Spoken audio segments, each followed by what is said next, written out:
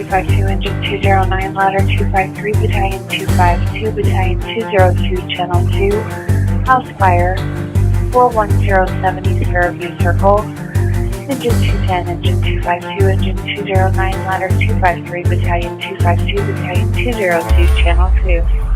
Yeah, Sunday morning, the 20th, I think it was a little after 8:30, somewhere around there. My oldest son came running out of his bedroom saying there was a fire. And immediately when he opened his door, the alarms went off. So my younger son and we grabbed 2 fire extinguishers we had, and we went to the bedroom doorway, and we sprayed the flame was at the one end of the bed and like the curtain. We hit it, and it went out, and very minimal smoke. We thought, oh boy, we lucked out. Then we noticed the wall was on fire and the ceiling. And it was time to bail. The extinguishers were empty, so nothing else we could do. Let's have everyone start going outside, okay? Yeah, just an emergency. Well, hold on, ma'am. The fire out. We want everybody to can't get up. Okay, ma'am. We need you to get out of the house. It's 4107 East Fairview Circle fire in Mesa. Okay, 4107 East Fairview Circle in Mesa. Yes, the house fire. Okay. And they're still in the house. Ma'am? Yes. Okay, is the house still on fire, you're saying? Yes, there's fire in my son's bedroom. Okay, and everyone's getting out of the house? No, my husband and son are trying to put the fire out. Okay, I need you to go get them I and get can't them out of get the out house, without okay? their help because I'm handicapped. Initial dispatch kicked out as a structure fire assignment. My crew got turned out very fast. I would say within 45 seconds we were all seat belted and rolling down the road. All units are out to the house fire, 4107 East Fairview Circle. RP saying that something under the back bedroom of her son's room caught on fire. Her husband and her son were trying to put the fire out. 4 total occupants are in the house. They have not evacuated. MPD is en route.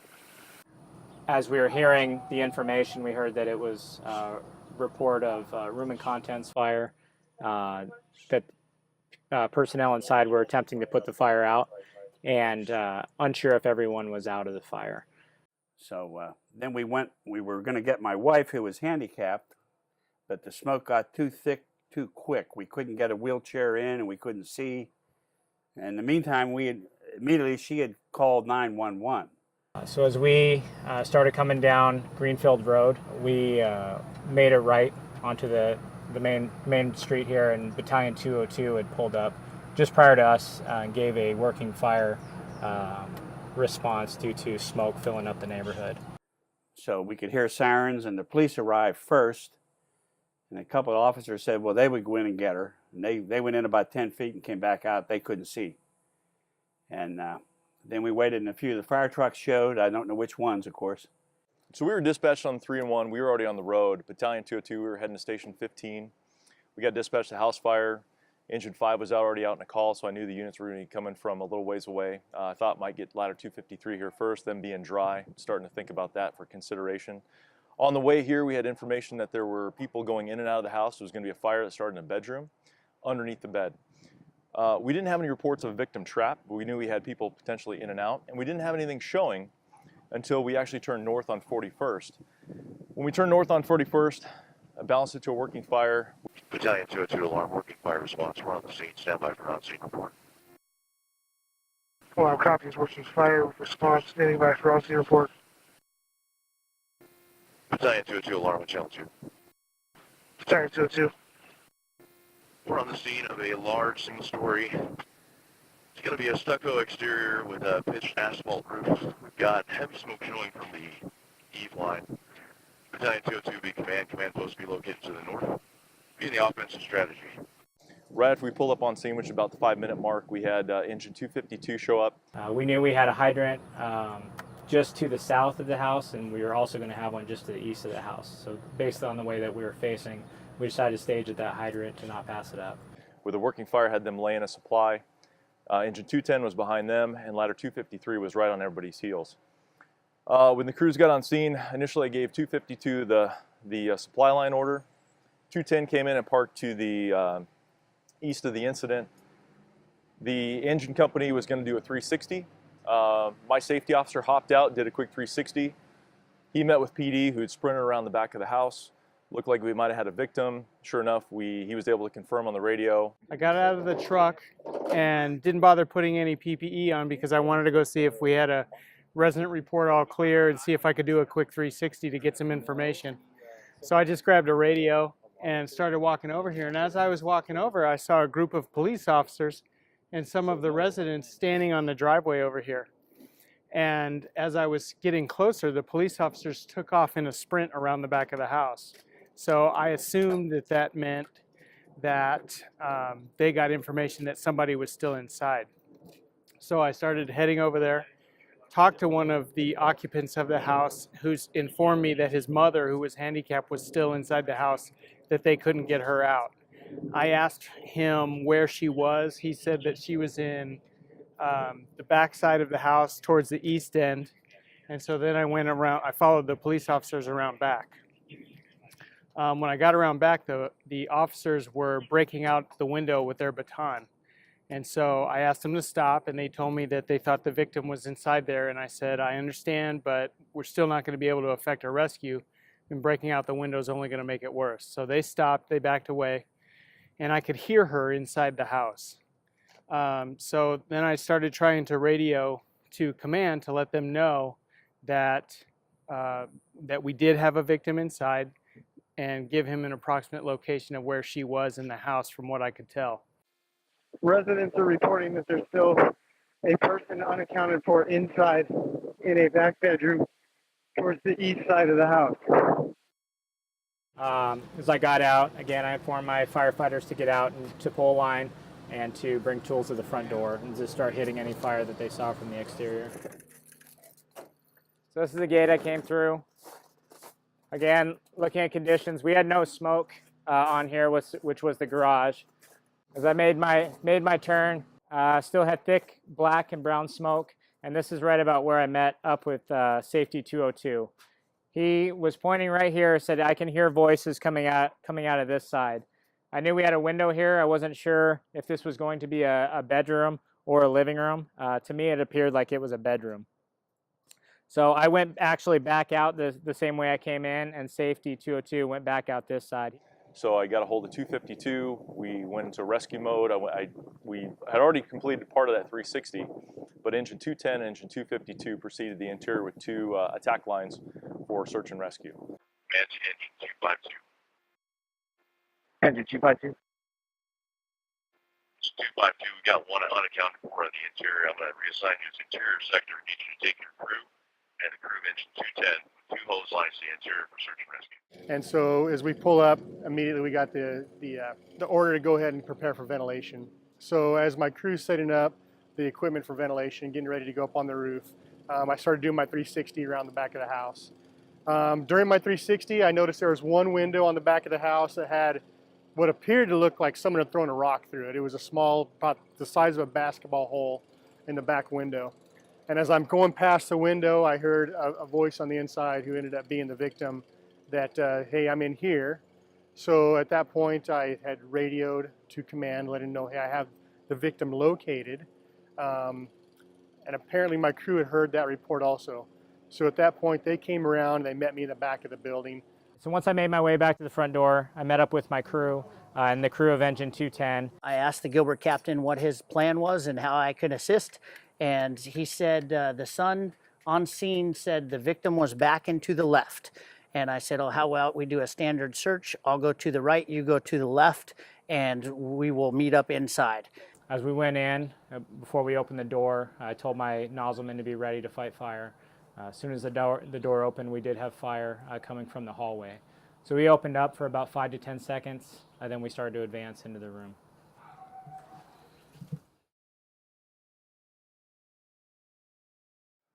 So we had smoke and flames coming here as we started to open up our line. The fire pushed back into the hall.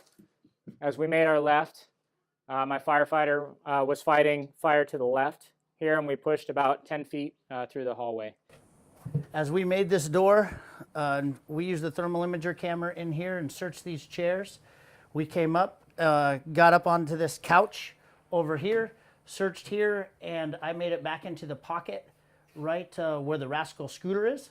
Bumped into the Rascal scooter, used my thermal imager right there to see what it was. That's what I thought it was. And right when we were here, after searching this area, I heard the Gilbert unit say we had the victim in the back. We made a right, and this is where we heard the patient screaming for help. At that point, I had my senior firefighter who wasn't on the nozzle. I had him attempt to start making the rescue, and we were going to go back out the front door since we only came in about 15 to 20 feet. Couldn't see her. We could just hear her screaming.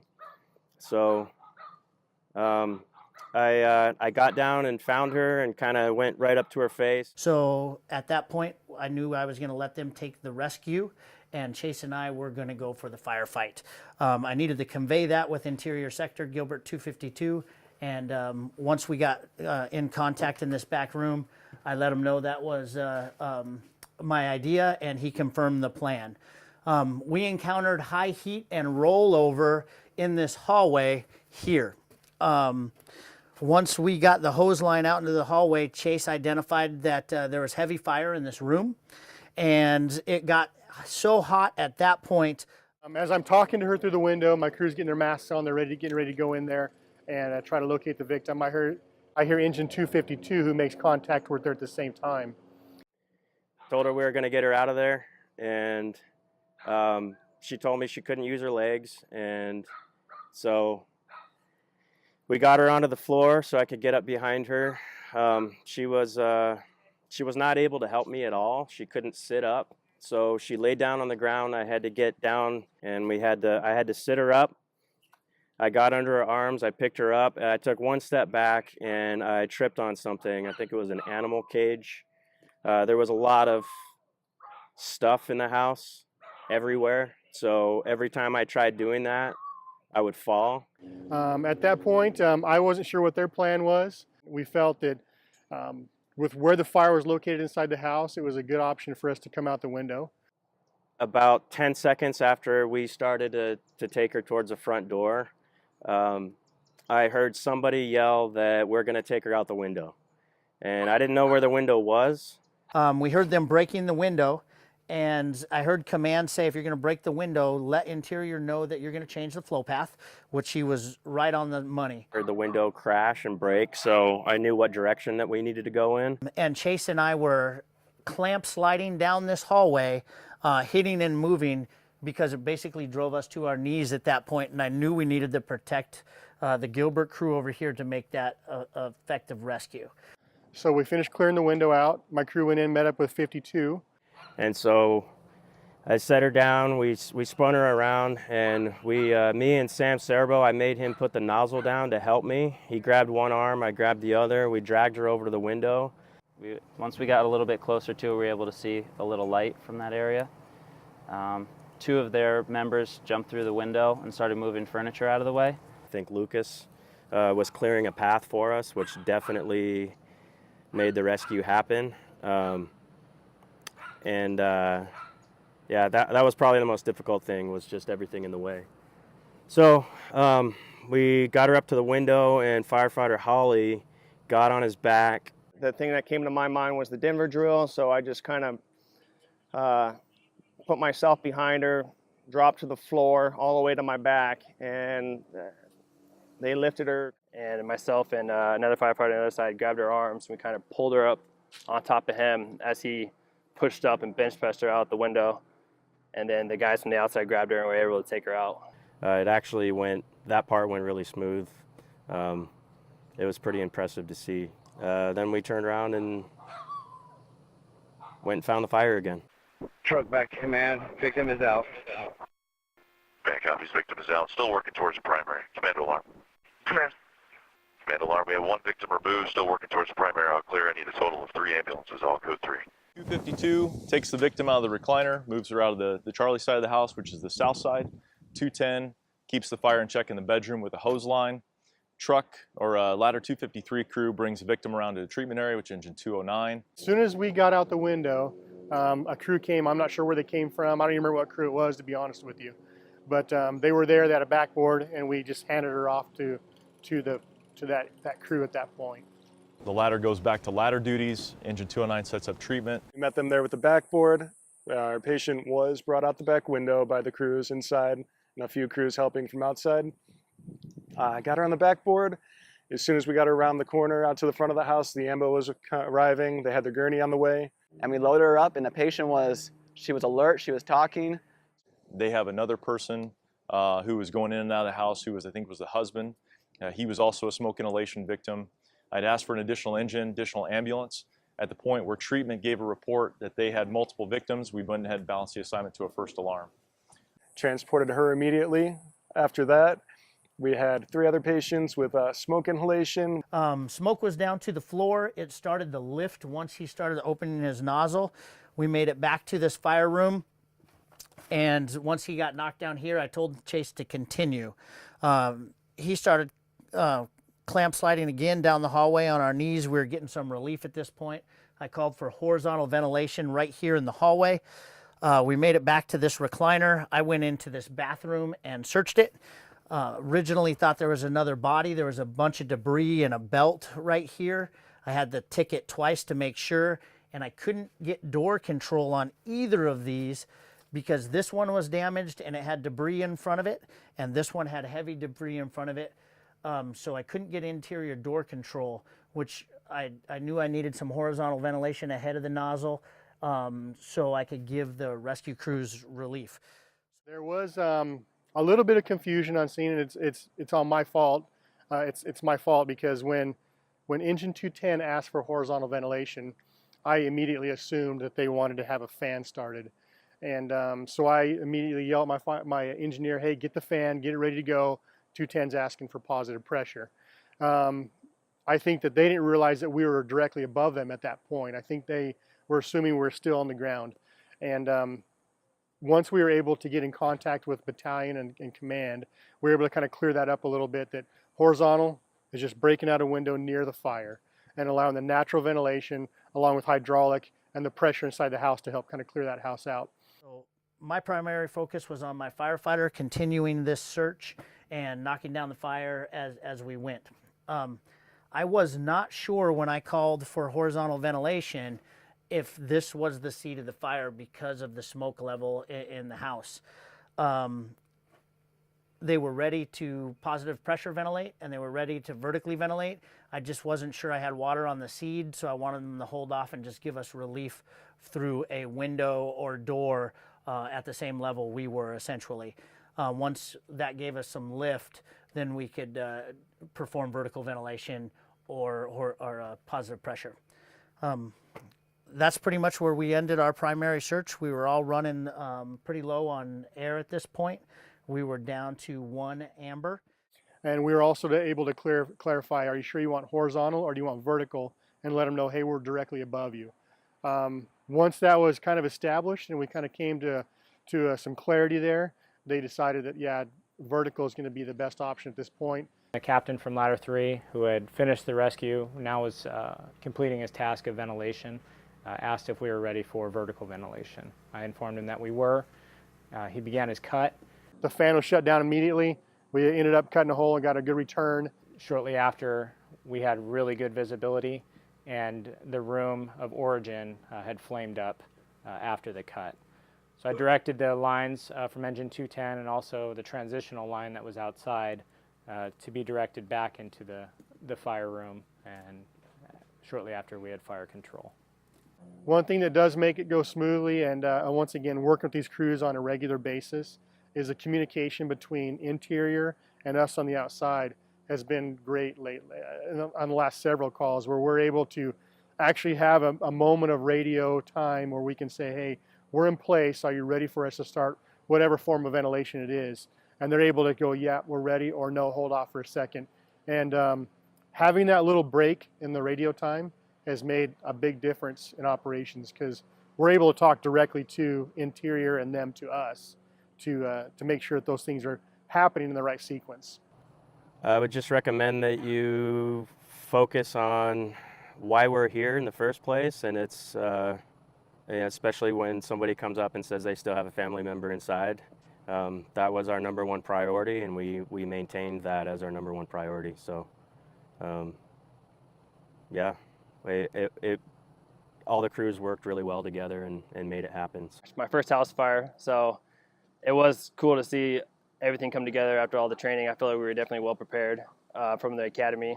I think that, you know, sometimes you have those calls where everything just seems to kind of line up and things just go really well.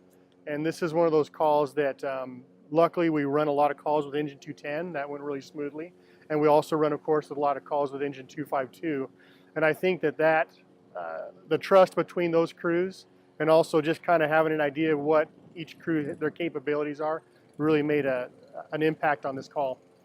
Oftentimes it's really hard to get airtime on the radio on events like this at the start. This is no different, but that being said, everything went really well. Interior crews did a great job, got to the victim quickly, were able to effect a rescue. You know, doesn't get much better. From the initial arriving crews, I think that what went well was we had a seamless operation between both Mesa and Gilbert units. We had a Gilbert ladder and a Gilbert engine that were doing the rescue. We had a Mesa fire truck that was doing the fire attack, holding the fire in check. We addressed our priorities, our risk profile being the life safety, but we did not abandon the firefight, and the communication crew to crew on the interior, and then from command to the sectors, I thought went really well, and we were able to get resources to them, not necessarily as quickly as we wanted. Like I said, it was balanced to working fire and then to a first alarm, but engine 5 being out and we had resources that were coming from a distance away, we actually had crews come out and cycle almost to a second bottle before I got relief crews on scene. So huge kudos to Ladder 253. They cut a hole, they provided PPV, they secured utilities, and they affected the second half of the victim rescue. Engine 252 laid a supply, did a transitional or a part of a transitional 360, went interior, found the victim, and gave him the Ladder 253. And 210 goes in, keeps the fire in check, and all of this is coordinated within the first 10, 11 minutes on the scene. Victims out, 2 victims are being treated. We got an ambulance on scene transporting them with fire riders. Life safety is addressed, still working on a primary. The house is the fire is still being kept in check. Crews work seamlessly like they work for the same department. I think that's what we want with automatic aid.